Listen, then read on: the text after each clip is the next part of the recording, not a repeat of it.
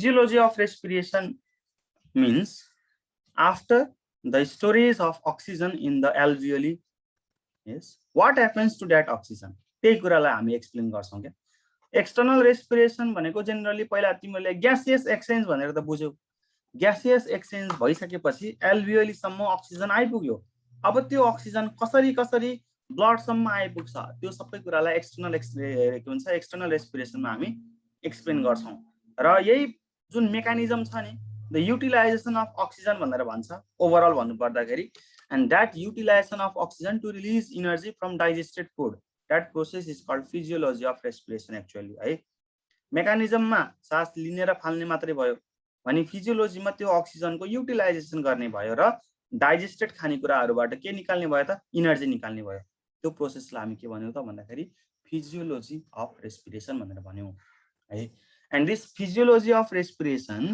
It is completed in 4 steps है चारवटा स्टेपमा चाहिँ यो कम्प्लिट हुन्छ के हो one the first one is external respiration, the second one is transportation of O2 by blood, third one is internal respiration, and the fourth one is transportation of CO2 by blood. Now let's start formally.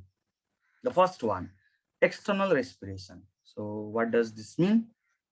यो भन्दा अगाडि हामीले के पढ्यौ त भन्दाखेरि हामीले gaseous exchange गर्यौं inspire गर्यौं एक्सपायर गर्यौं इन्स्पायर गर्दाखेरि त्यो जुन एयर छ एयर त्यो जुन हावा छ कहाँ ट्र्याप भएको छ त भन्दाखेरि त्यो ट्र्याप भएको छ हाम्रो एल्भियोली भित्र ल है त मैले एउटा व्हाइट बोर्ड तिमीहरुलाई पहिला यहाँ शेयर गरे व्हाइट बोर्ड देखिएको छ can you see the whiteboard त्यो व्हाइट बोर्ड को युज गरेर चाहिँ एक्सप्लेन गर्छु के म एक्सटर्नल रेस्पिरेसनलाई so let's draw first of all you don't need to draw अब एक्जाममा ड्र गर्छु नै भनेर भन्छौ भने झन् राम्रो है स्टुडेन्टले बुझेको रहेछ भन्ने थाहा हुन्छ यस्तो ड्राइङ खासै कम्प्लिकेटेड ड्राइङ छैन है एकदमै टाइम लाग्ने वाला ड्राइङ छैन त्यही भएर तिमीहरूले एक्जाममा हामी सर हुन्छ हामी ड्राइङ गर्छौं भनेर भन्छौ भने पनि ओके ए स्टुडेन्टले बुझेको रहेछ यो भन्ने थाहा हुन्छ so simply it is the structure of alveoli एउटा एल्भियोलीको स्ट्रक्चरको बारेमा हामीले कुरा गर्यौं this two are the walls of alveoli है यो दुईवटा चाहिँ के हो त भन्दाखेरि एल्भियोली को वाल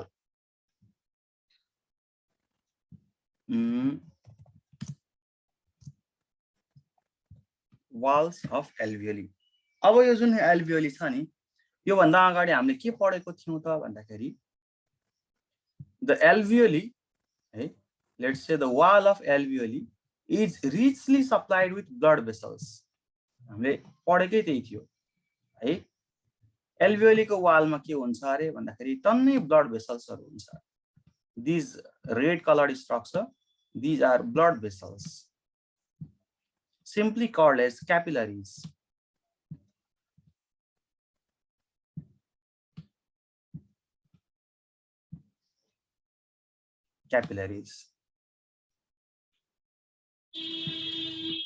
okay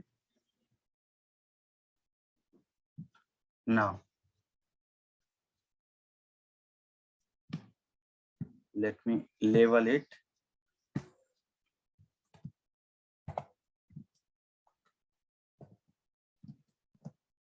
capillaries अब तिमीहरुलाई मैले एउटा क्वेशन सोधे है त हामीले एयर के गर्यौं इन्स्पायर गर्यौं इन्स्पायर गरिसकेपछि त्यो हावा है त्यो हावा हाम्रो कहाँ ट्र्याप भयो त भन्दाखेरि एल्भियोलीमा ट्र्याप भयो यहाँ ट्र्याप भयो मेनली हामीलाई चाहिने अक्सिजन हो अक्सिजन चाहिँ एल्भियोली भित्र ट्र्याप भयो now tell me one thing where is the higher concentration of oxygen inside the alveoli or inside the blood capillaries एल्भियोली भित्र धेरै भयो नि obviously किनकि अक्सिजन आएर त यहाँ स्टोर भएको छ क्यापिलरीज भित्र ब्लड छ हिमोग्लोबिन छ के कुराहरु छ त्यो अहिले छोड्देऊ न तर क्यापिलरीजमा अक्सिजनको कन्सन्ट्रेसन कम छ यसलाई हामी अर्को वर्डमा भन्नु पर्दाखेरि है ध्यान दिएर सुन है partial pressure of oxygen is higher in alveoli, partial pressure of oxygen in alveoli is higher than in blood capillaries. है यसलाई हामीले कसरी सिम्बलाइज गर्छौं PO2 भन्छौं है in alveoli symbol in alveoli is higher than PO2 in blood.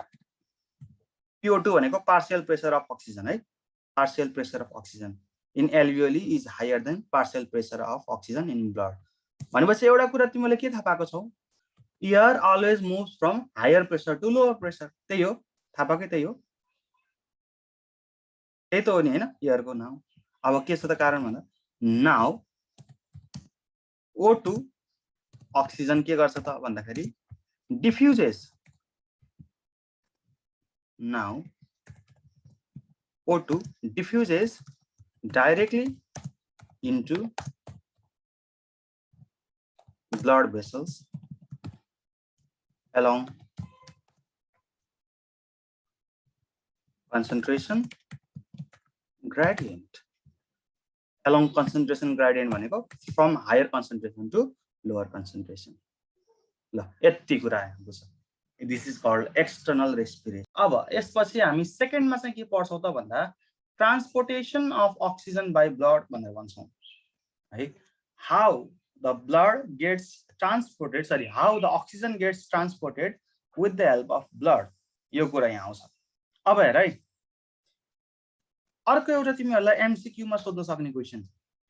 Name the respiratory pigment found in our body. Question once again. Name the respiratory pigment found in our body. What is the respiratory pigment found in our body?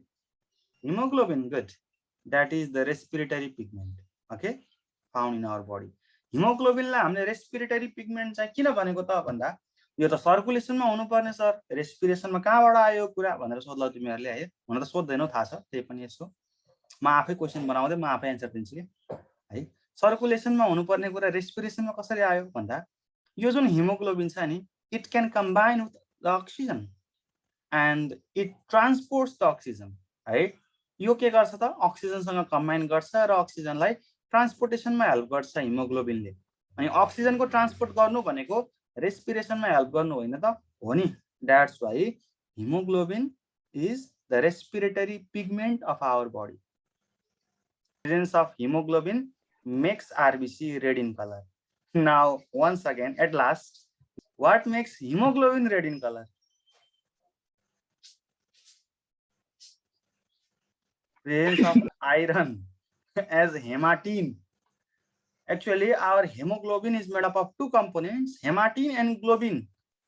Hematine is iron pigment, globin is protein. So iron and protein combine to form hemoglobin. So iron makes hemoglobin red in color, hemoglobin makes RBC red in color, RBC makes blood cells red in color, and blood cells make whole our blood red in color. That is the reason. Some simple step देखि माथि जाने हामी. So hemoglobin also has got some capacity. One molecule of hemoglobin can combine with 4 molecules of oxygen. You can see here in the slide also. Okay, one molecule of hemoglobin can combine with 4 molecules of oxygen. In the same way, blood also has some constant capacity for oxygen dissolution. Okay, in total 100 ml of blood, about 20 ml of oxygen can only dissolve. That is the constant capacity. Once again, one molecule of hemoglobin can combine with 4 molecules of oxygen, and in 100 ml of blood, about 20 ml of oxygen can dissolve. These are some constant capacities. Okay, now in the chemical reaction, what you can see here is one molecule of Hb. Nothing is written in front of Hb. It means one molecule of Hb and combine with 4 molecules of oxygen, 4O2. It has got that capacity, 4 molecules of oxygen, and it forms oxyhemoglobin. See, Hb4O2 or Hbo8. It is the molecular formula of oxyhemoglobin. When oxygen combines with hemoglobin, it forms oxyhemoglobin. है त, यो कुरा बुझ है त।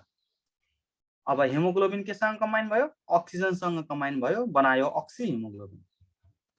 In this way, the oxygen can be transported to different cells and tissues.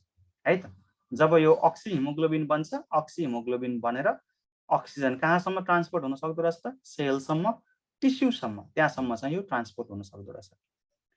यहाँसम्म तिमीले के लेख्नु पर्यो त, ट्रान्सपोर्टेसन अफ O2 बाइ ब्लडमा हामीले एक्सप्लेन गर्नु पर्यो।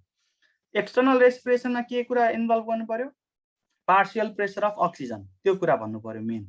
अनि कहाँसम्म गर्नु पर्यो, diffusion of oxygen from alveoli to blood capillaries, त्यहाँसम्म एक्सटर्नल रेस्पिरेसन हो। अब अक्सिजन के भयो, एल्भियोलीबाट ब्लड क्यापिलरीसम्म आयो, डिफ्युजन प्रोसेसबाट ब्लड क्यापिलरीमा आएर त्यतिकै बस्ने होइन नि त, त्यो अक्सिजन केसँग कम्बाइन गर्ने हो, हिमोग्लोबिनसँग कम्बाइन गर्ने हो र के बनाउने हो, अक्सिहेमोग्लोबिन बनाउने हो र बल्ल यसको ट्रान्सपोर्टेसन सुरु हुन्छ क्या। तिमीहरू कुनै पनि ठाउँमा जान्छौ भने ल ट्याक्सी भनेर ट्याक्सी रोक्यौ, ट्याक्सी भित्र छिर्न त पर्यो नि हैन र, ट्याक्सीको ढोका पकडेर दौडिने हो र ट्याक्सीसँग त्यो ट्रान्सपोर्टेसनमा होइन नि त। बाहिरबाट तिमीहरू दौडिदैनौ, ट्याक्सीको भित्र बस्छौ, ट्याक्सीको भित्र बस्ने भनेको पनि अक्सिजन हिमोग्लोबिनसँग कम्बाइन हुने हो। अनि त्यसपछि तिमीहरूको डेस्टिनेसन पोइन्टमा पुग्छौ। त्यस्तै यहाँ पनि के हुन्छ त भन्दा अक्सिजन आफ्नो डेस्टिनेसन पोइन्टमा पुग्छ। त्यो डेस्टिनेसन पोइन्ट भनेको के हो त भन्दाखेरि different cells and different tissues भनेर भन्छौँ हामी है। कुरा क्लियर छ यहाँसम्म?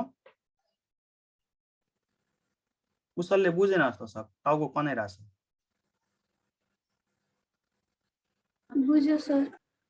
ए चिलाएर पो हो ल। अब हामी पोइन्ट नम्बर 3 मा जाउँ है त। अब उसो भए पोइन्ट नम्बर 3, यसलाई हामी के भन्छौँ त भन्दा इन्टर्नल रेस्पिरेसन भनेर भन्छौँ। Internal respiration, internal respiration is also known as cellular respiration. Now why, Umesh?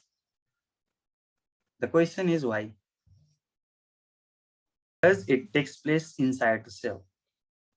अघि हामीले के पढ्यौं त भन्दाखेरि तिमीहरू ट्याक्सी भित्र बस्यौ, ट्याक्सी भित्र बसेर तिमीहरू आफ्नो डेस्टिनेसनमा पुग्यौ, आफ्नो घरमा पुग्यौ। अब घर भित्र छिर्नु पर्यो, घर भित्र छिर्ने भनेको त्यतिकै ट्याक्सी नै लिएर त घर भित्र छिर्दैन होला हेर, दुईवटा प्रोसेस गर्छौ।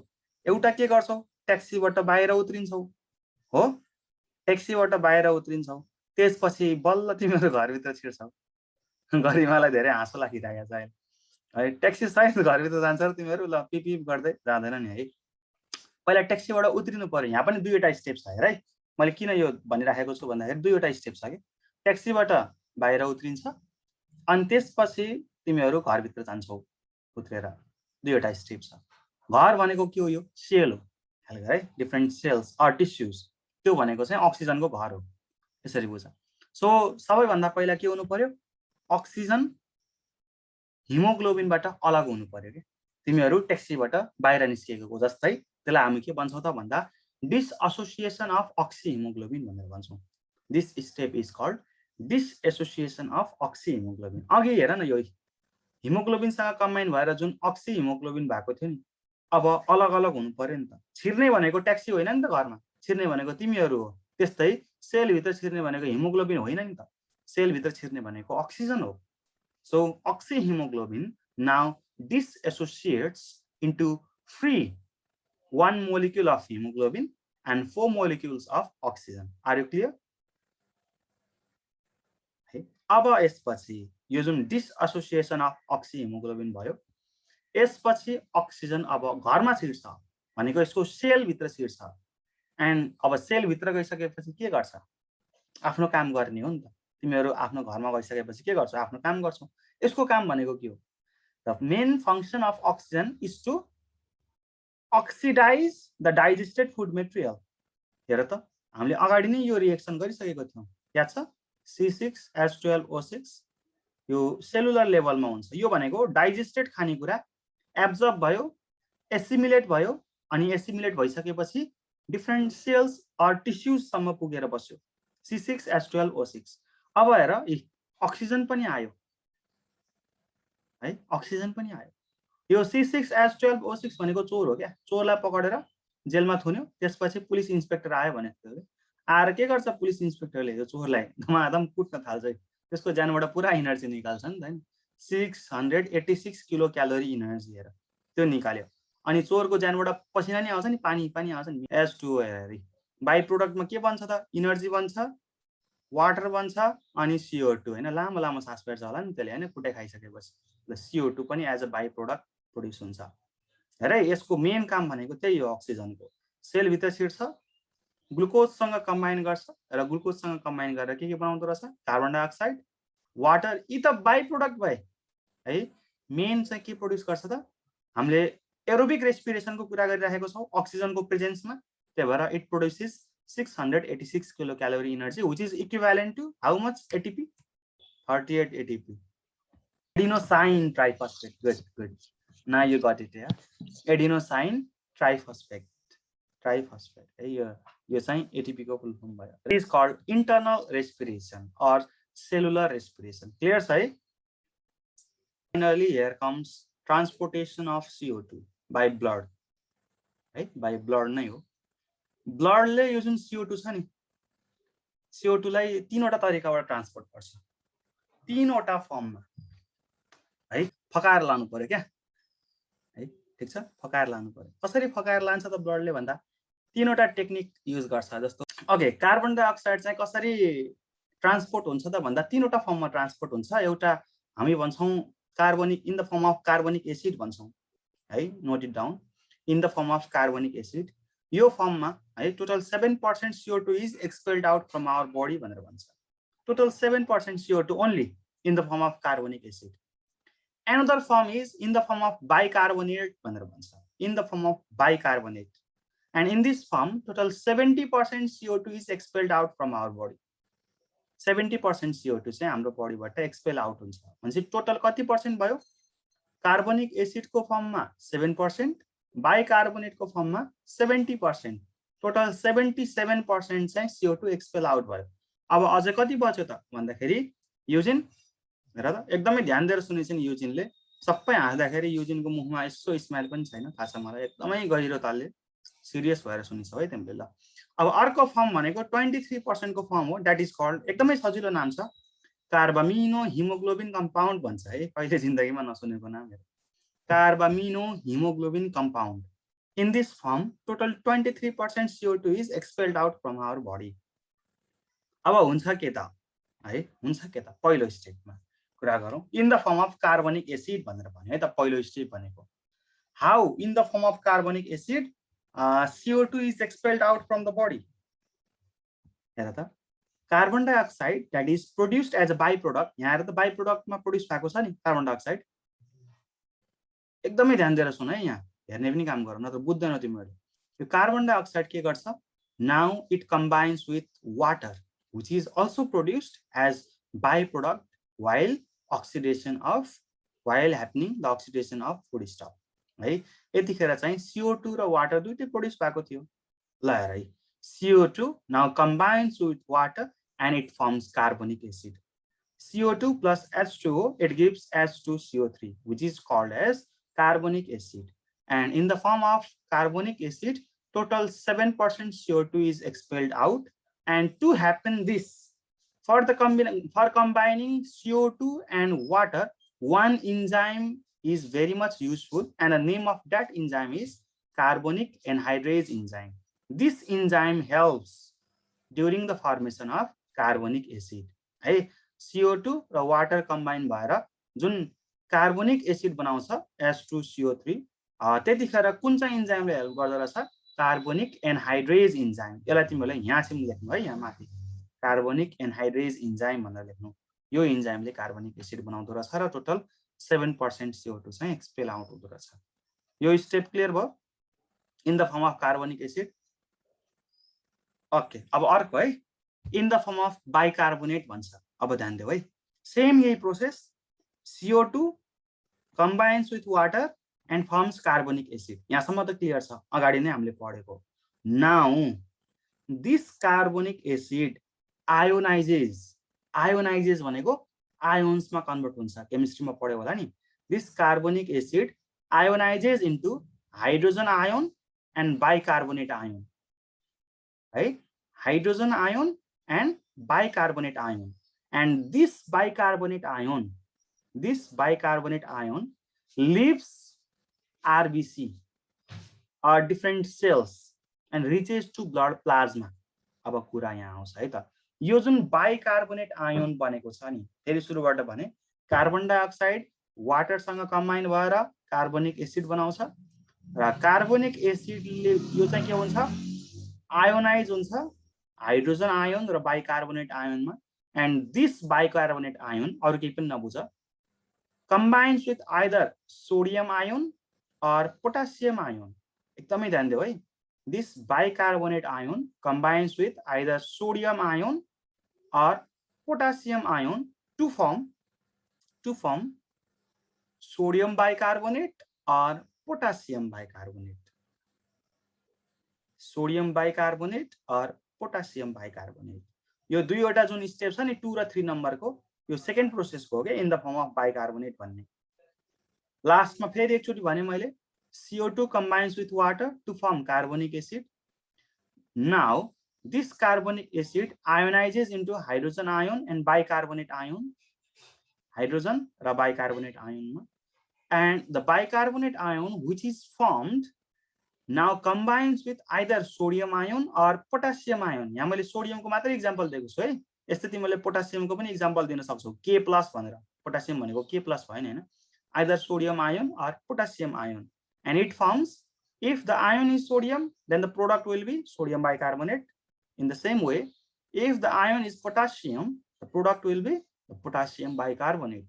And altogether, in this way, altogether 70% CO2 is expelled from our body. Clear छ यहाँसम्म? के सोध्नु पर्ने छैन? ल उमेशलाई केही छ प्रब्लम? No sir. नो है त. रेनिस अब लास्ट है, अब last. In the form of carbaminohemoglobin compound. In the form of carbaminohemoglobin compound. Now what happens? The carbon dioxide that is formed as a byproduct combines with amine group of hemoglobin. Haemoglobin में पनि धेरै ग्रुपहरु हुन्छ, त्यसमध्येको के छ भन्दाखेरि amine group. It combines with CO2 combines with amine group of hemoglobin, functional group हो नि त amine भनेको त हैन, functional group, and it forms carbaminohemoglobin compound, HbNH-COOH. HbNH-COOH. It is pronounced as carbaminohemoglobin compound. And in this form, total 23% of CO2 is expelled from our body. कुरा clear छ?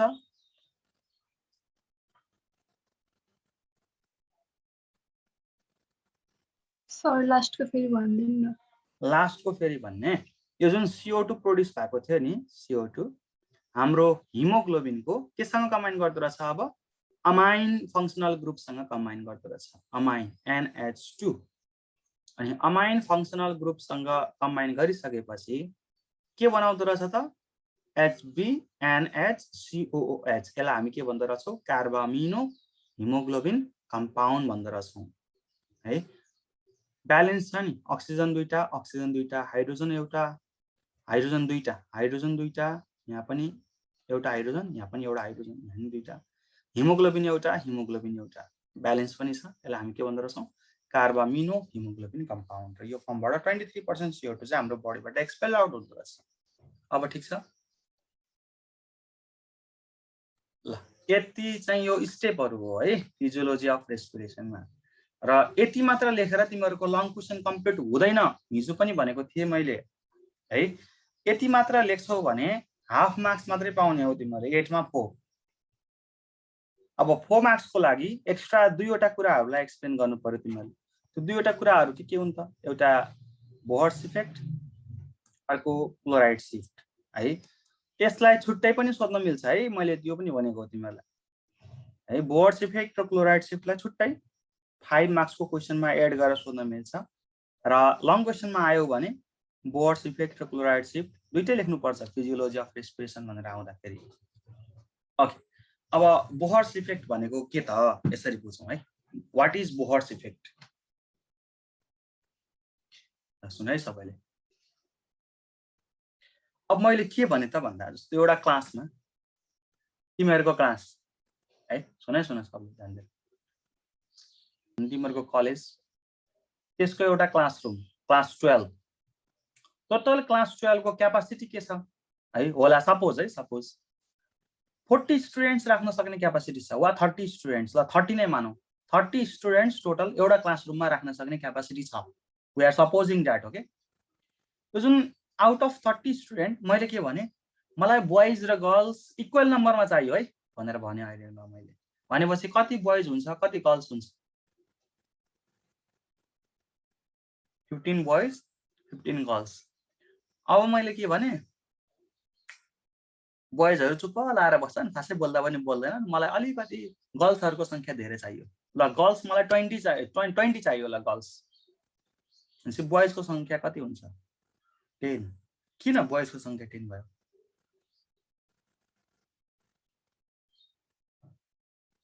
किनकि हामीलाई टोटल 30 चाहियो नि त, अनि 20 गर्ल्स भएपछि 10 बोइज हुन्छ।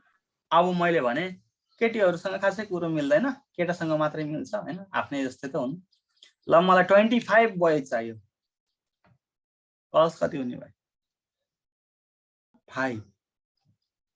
Again, the reason is same.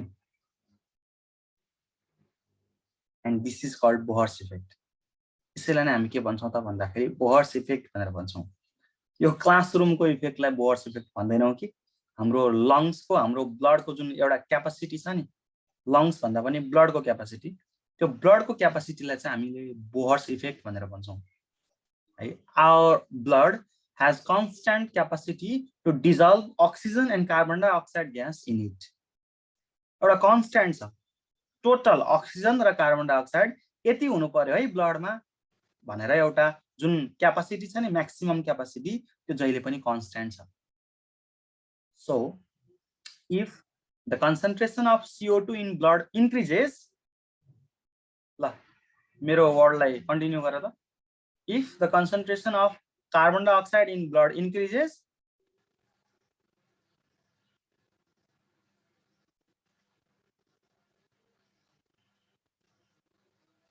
the concentration of oxygen automatically decreases because the blood has constant capacity to combine or to dissolve oxygen and carbon dioxide gas in it. In another word, if there is high partial pressure of CO2, okay, if there is high partial pressure of CO2 in blood, there will be automatically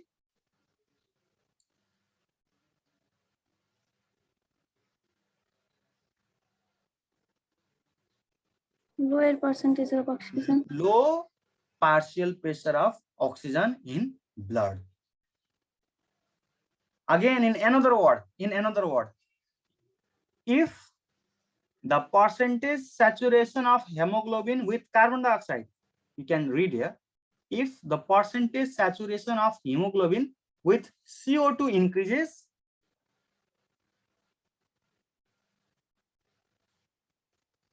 complete my word, if the percentage saturation of hemoglobin with CO2 increases,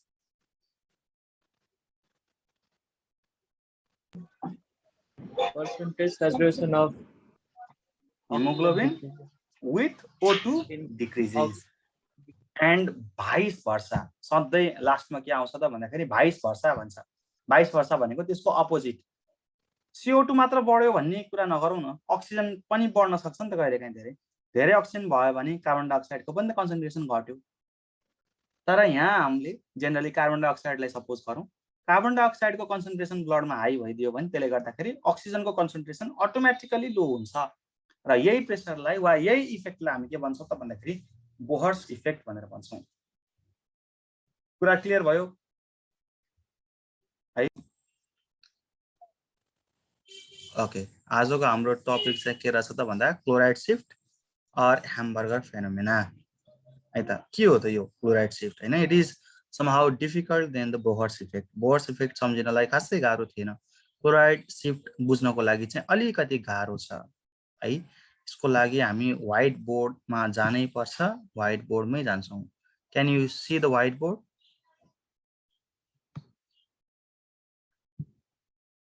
देखिएको छ white board? Yes, sir. Yes, okay, sir.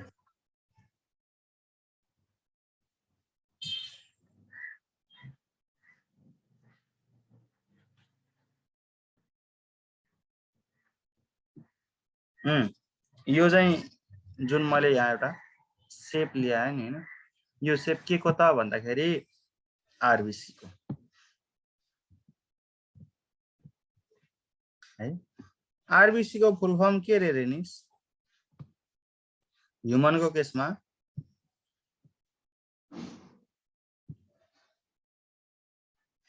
Red blood कर साल कर कति कर कर गरिराखेको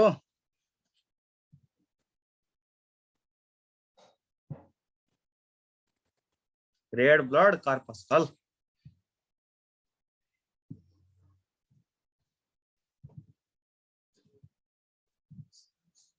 ल अब यहाँ हेर है त, हाम्रो यो जुन ब्लड छ नि, ब्लड को मेन दुईवटा कम्पोनेन्टहरु तिमीले बुझ्नु पर्यो। होल ब्लड को दुईवटा कम्पोनेन्ट हुन्छ, एउटा हुन्छ ब्लड प्लाज्मा, अर्को हुन्छ ब्लड सेल्स हो, थाहा छ है? एउटा हुन्छ ब्लड प्लाज्मा, अर्को हुन्छ के त भन्दाखेरि ब्लड सेल्स।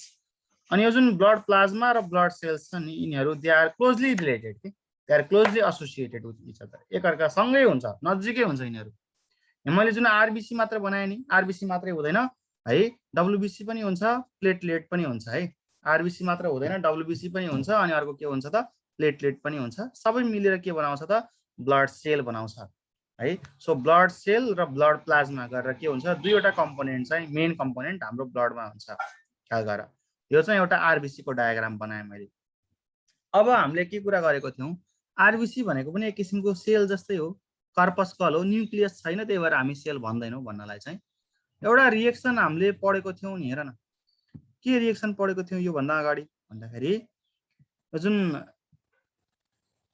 उ क्या transportation of carbon dioxide by blood, मैले मजाले बुझेको हो नि त्यो हैन, तीनवटा फर्ममा ट्रान्सपोर्ट गर्छ भन्ने कुरो। के अरे त्यो तीनवटा फर्म, ल मलाई भन त।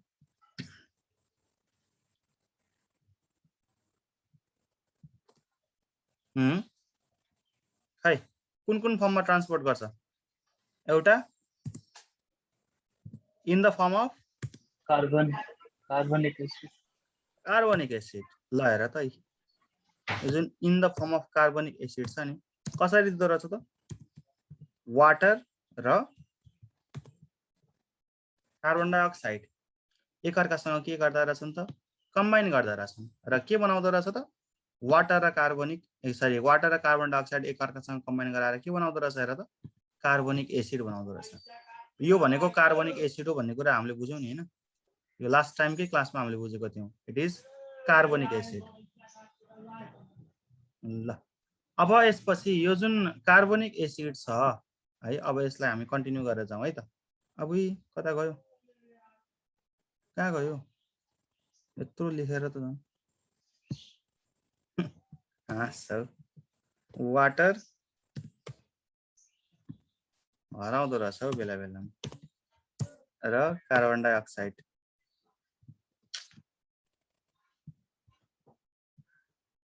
यो मिलेर के बनाएको, यो बनाएको हैन त, कार्बनिक एसिड बनाएको। अब यो जुन कार्बनिक एसिड के हुन्छ त भनेर हामीले पढेको थियौँ, याद छ? कार्बनिक एसिड के हुन्छ? आयोनाइज। आयोनाइज हुन्छ। Very good.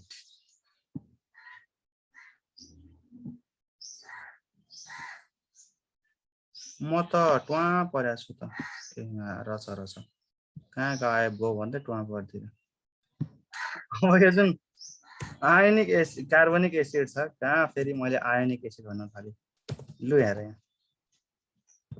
यो बत्ती गएर दिमागै कता कता पुग्यो कि हाइड्रोजन आयोन एउटा अनि के बनाउँदो रहेछ त अर्को भन्दाखेरि बाइकार्बोनेट आयोन हो दुईवटा आयोन दिएको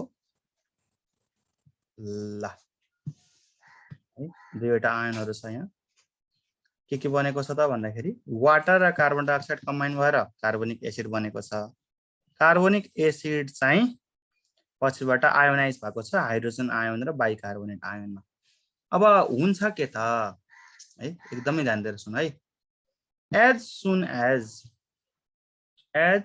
soon as this bicarbonate ion is formed, it leaves the RBC and reaches to blood plasma.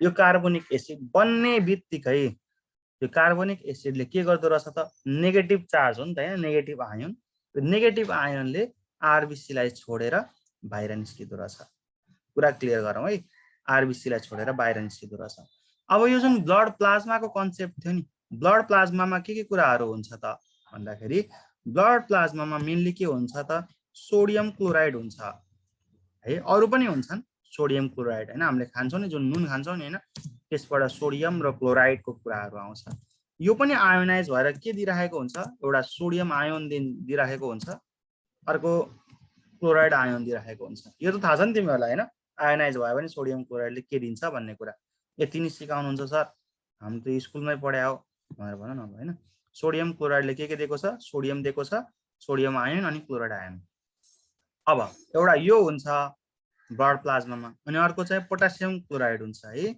Potassium chloride यो चाहिँ आयोनाइज भएर के दिन्छ त भन्दा एउटा पोटासियम आयोन दिन्छ अर्को चाहिँ क्लोराइड आयोन दिन्छ पोटासियम आयोन क्लोराइड आयोन एकदमै ध्यान दिऊ है दुईवटा सल्ट चाहिँ हाम्रो ब्लड प्लाज्मामा पाउँदो रहेछ सोडियम आयोन अनि सोडियम क्लोराइड अनि त्यसपछि potassium chloride sodium chloride ionise भएर सोडियम आयोन र पोटासियम क्लोराइड आयोन दियो अनि पोटासियम क्लोराइड आयोनाइज भएर चाहिँ पोटासियम आयोन र क्लोराइड आयोन दियो यहाँसम्म क्लियर छ केही प्रब्लम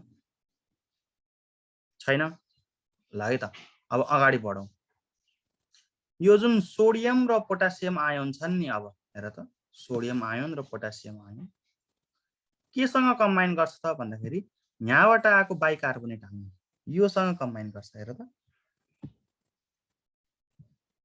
यो एरो अलिकति डिलिट गरेर म यो एरो राख्दिम है यो वाला एरो युज गरौँ ले राम्रो होला के अब यो एरोलाई अलिकति म बढाइदिए डिलिट गरे अर्को ल्याउँछु अनि बढाइदिए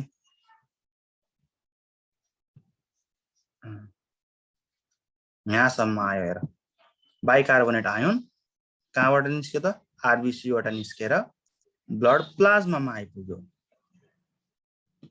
त्यस्तै ब्लड प्लाज्मामा के छ सोडियम क्लोराइड छ सोडियम क्लोराइड पनि आयोनाइज भएर सोडियम आयोन क्लोराइड आयोन अनि अर्को पोटासियम क्लोराइड छ पोटासियम आयोन र क्लोराइड आयोन यसरी यसमा चाहिँ आयोनाइज भयो अब हुन्छ के त यो जुन सोडियम आयोन बनेको छ नि यो है केसँग कम्बाइन गर्छ त अब भन्दाखेरि आरबीसी बाट आएको बाइकार्बोनेट आयोनसँग कम्बाइन गर्छ बाइकार्बोनेट आयोनसँग कम्बाइन गर्छ र यसले के बनाउँछ सोडियम बाइकार्बोनेट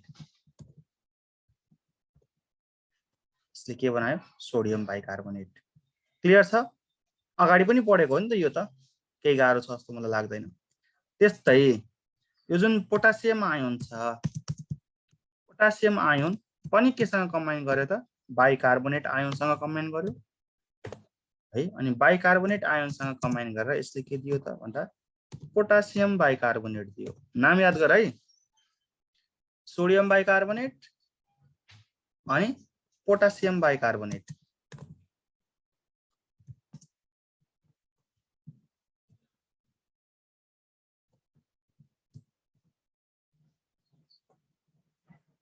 सोडियम बाइकार्बोनेट अनि पोटासियम बाइकार्बोनेट यसरी चाहिँ बाइकार्बोनेट आयनहरु दियो अनि यसको फर्ममा चाहिँ लगभग कति % CO2 एक्सपेल आउट हुन्छ भनेको हामीले टोटल 70% CO2 चाहिँ एक्सपेल आउट हुन्छ भनेको नि त कार्बोनिक एसिडको फर्ममा चाहिँ जम्मा 7% CO2 चाहिँ एक्सपेल आउट हुन्छ भनेको हैन अनि त्यसपछि चाहिँ यो बाइकार्बोनेटको फर्ममा चाहिँ टोटल 70% CO2 चाहिँ एक्सपेल आउट हुन्छ भनेर हामीले भनेको अब के भयो त ध्यान दिएर सुन है यहाँ as soon as the bicarbonate ion formed in RBC as soon as it is formed it leaves the RBC and reaches to blood plasma because RBC is in close contact with the blood plasma यो कुरा थाहा छ तिमीलाई सँगसँगै छ RBC र blood plasma किनकि यो हाम्रो ब्लडकै कम्पोनेन्ट हो बाइकार्बोनेट आयन जति पनि बन्छ सबै बाहिर निस्कियो जति पनि बन्छ सबै बाहिर निस्कियो अब यसले गर्दाखेरि के भयो त भन्दा यो RBC मा पोजिटिभ चार्ज जुन छ हेर त पोजिटिभ चार्ज यो जुन पोजिटिभ चार्ज चाहिँ हाई भयो तर नेगेटिभ चार्ज जुन छ नि नेगेटिभ चार्जको चाहिँ कमी भयो there occurred now ion deficiency आयोनको डेफिसियन्सी भयो ख्याल गरे राम्ररी अब यो हाइड्रोजन चाहिँ कहाँ जान्छ त भन्दाखेरि hydrogen ion goes and combines with haemoglobin यो चाहिँ हिमोग्लोबिनसँग कम्बाइन भएर बस्छ हाइड्रोजन आयोन यो छुट्टियो नि त हाइड्रोजन आयोन र बाइकार्बोनेट आयोन भनेर छुट्टियो बाइकार्बोनेट आयोन चाहिँ आरबीसी बाट बाहिर निस्कियो हाइड्रोजन चाहिँ कहाँ गयो सर भनेर भन्छौ भने यो हाइड्रोजन आरबीसी भित्रै हिमोग्लोबिन छ हिमोग्लोबिन सँगै गएर बफरिङ गरेर बस्यो भन्छ कम्बाइन गरेर बस्यो यसरी बुझौं हामी अब यहाँबाट चार्ज बाहिर निस्केको छ गएको छ यही जुन चार्ज बाहिर निस्किदै जाँदै गर्छ नि त्यसले गर्दाखेरि के भयो त भन्दा देयर अकर्ड आयोनिक डेफिसियन्सी अब त्यो आयोनिक डेफिसियन्सीलाई कम्पेन्सेट गर्नको लागि to compensate that ionic deficiency what happens now this chloride ion अलिकति लामै बनाइदिए यसलाई मैले यो क्लोराइड आयोन चाहिँ अब यो जुन ब्लड प्लाज्मा छ नि है ब्लड प्लाज्मालाई छोडेर अब कतातिर आउँछ त भन्दाखेरि आरबीसी तिर आउँछ है यो कता आउँदो रहेछ आरबीसी तिर आउँदो रहेछ कसलाई छोडेर आउँदो रहेछ त ब्लड प्लाज्मालाई छोडेर आउँदो रहेछ है यही यो जुन ब्लड प्लाज्मालाई छोडेर आउँछ क्लोराइड आयोन यहाँ भित्र आरबीसी भित्र है केको लागि आउँदो रहेछ त आयोनको डेफिसियन्सी भयो त्यही भएर आयोनको डेफिसियन्सीलाई कम्पेन्सेट गर्नको लागि आयो मतलब आयोनिक इक्विलिब्रियमलाई ब्यालेन्स गर्नको लागि आयो हैन त्योलाई मेन्टेन गर्नको लागि आयो यसलाई चाहिँ हामी के भन्छौं यो क्लोराइड आयोनको शिफ्टिङलाई हामी के भन्छौं त भन्दाखेरि क्लोराइड शिफ्ट भनेर भन्छौं यसलाई तिमीलाई एमसीक्यूज मा पनि सोध्न सक्छ वा 5 मार्कमा पनि सोध्न सक्छ यो कुरा चाहिँ कन्फर्म भयो है 5 मार्कमा सोध्दाखेरि चाहिँ कसरी आन्सर गर्ने एमसीक्यूज मा सोध्दाखेरि कसरी आन्सर गर्ने भन्दा कहाँ गयो ल कसरी गर्ने त भन्दाखेरि एमसीक्यूज मा the shifting of chloride ions कसरी सोध्छ है the shifting of chloride ions from blood plasma to RBC is called भनेर आउन सक्छ है the shifting of chloride ions from blood plasma to RBC is called अप्सनमा धेरै हुन्छन् चारवटा हैन त्यसमध्ये तिमीले कसलाई चुज गर्नु पर्यो त भन्दाखेरि क्लोराइड शिफ्ट त्यसलाई चाहिँ चुज गर्नु पर्यो कुरा क्लियर क्लोराइड शिफ्ट को अब अलिकति डिटेलमा जाम न अलिकति डिटेलमा जाम हैन यो जुन बाइकार्बोनेट आयोन प्रोड्युस भएको छ है एकचोटी सर म इंग्लिशमै गए as soon as the bicarbonate ion is produced from carbonic acid it leaves the RBC and reaches to blood plasma where this bicarbonate ion combines with sodium either sodium or potassium ion of blood plasma and forms sodium bicarbonate and potassium bicarbonate respectively because of continuous moving out of bicarbonate ion from RBC there occurs ionic deficiency And to compensate that ionic deficiency, now chloride ion from blood plasma enter inside the RBC. This shifting of chloride ions from blood plasma to RBC to make ionic equilibrium is called chloride shift or Hamburger phenomena. अब कुरा बुझ्यौ? यसैलाई नै हामी के भन्छौं? Chloride shift or hamburger phenomena भनेर भन्छौं। यति एउटा छ पोइन्ट ए। यसमा चाहिँ यो केले गर्दा पोसिबल भएको भन्दा special bicarbonate chloride career protein भनेर भन्छ के। यहाँ सिम चाहिँ एउटा प्रोटिन हुँदो रहेछ, यही प्रोटिनले यसलाई लिएर जाँदो रहेछ के। यसलाई हामी के भन्छौं? बाइकार्बोनेट क्लोराइड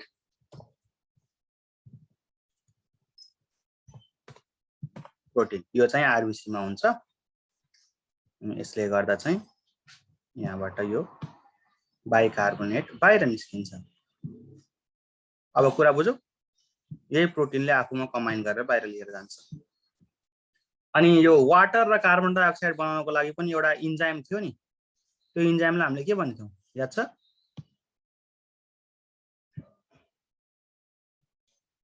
कार्बोनिक एनहाइड्रेज है। यो इन्जाइमलाई हामी के भनेको छौं त? कार्बोनिक एनहाइड्रेज इन्जाइम भनेर भनेको छौं। यहाँ म यहाँ लेखिदिन्छु है, कुन इन्जाइमले गर्दा यो भएको त भन्दाखेरि कार्बोनिक एनहाइड्रेज यो नाम गरेको इन्जाइम।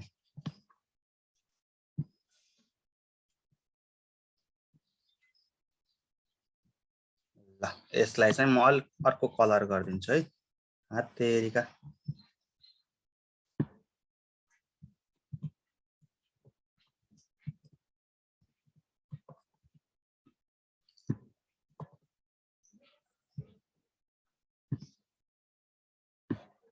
कार्बोनिक एनहाइड्रेज यो चाहिँ इन्जाइम भयो। यति नै गरौँ। यति गरिसकेपछि चाहिँ हाम्रो रेस्पिरेसन भन्ने च्याप्टर सकिन्छ।